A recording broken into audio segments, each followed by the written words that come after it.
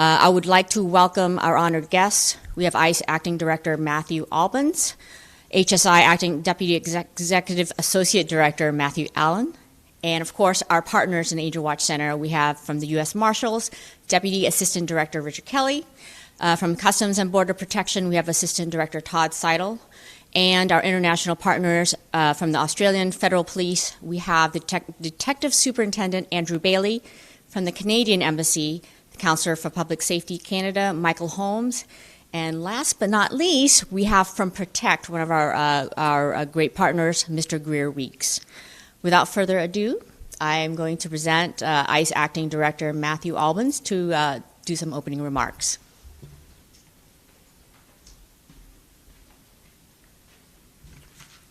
Thank you, Joanna. Good morning, everybody.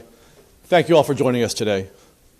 It's my distinct honor and privilege to help open and dedicate the Angel Watch Center, a new facility located here at the Cybercrime Center that is dedicated to protecting children throughout the world from exploitation by sexual predators.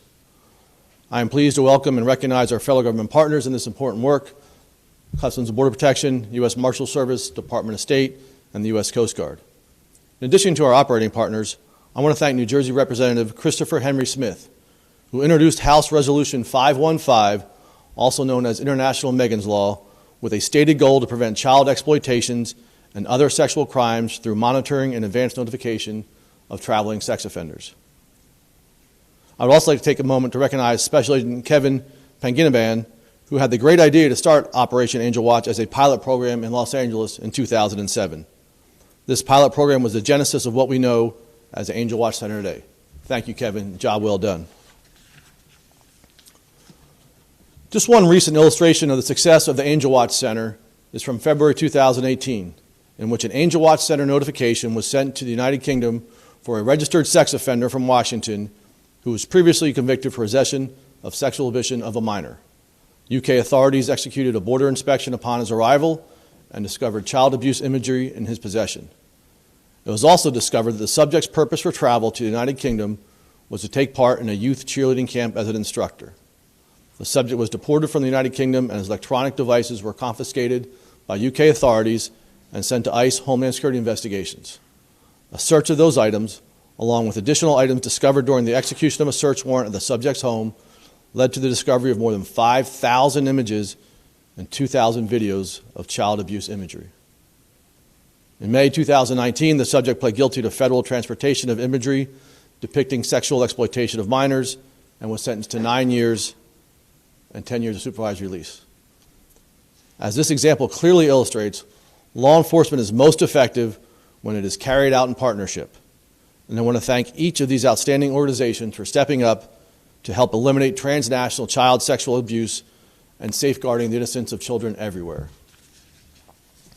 When International Megan's Law was signed by the President in February of 2016, it signaled the United States' firm commitment to working closely in collaboration with the international community to identify and target convicted child sex offenders traveling to foreign countries. Since our creation nearly 2 decades ago, the analysts, investigators, and special agents who comprise Homeland Security Investigations possess unique law enforcement authorities concerning cross-border criminal activity and have long-standing jurisdiction to investigate traveling sex offenses.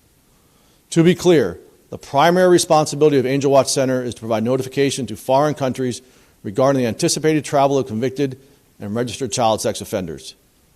The goal is to prevent sexual abuse and exploitation everywhere we find it.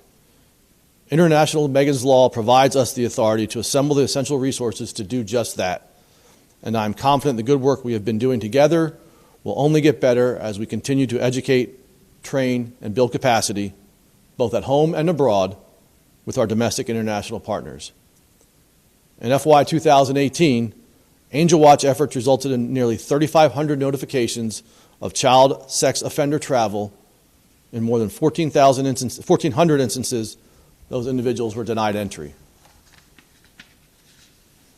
If only a fraction of those notifications saved a child from having to carry the lasting scars of sexual abuse and exploitation, the Angel Watch Center has more than lived up to its name. Thank you again for joining us. And at this time, I'd like to invite Deputy Assistant Director Richard Kelly with the U.S. Marshals Service to say a few words.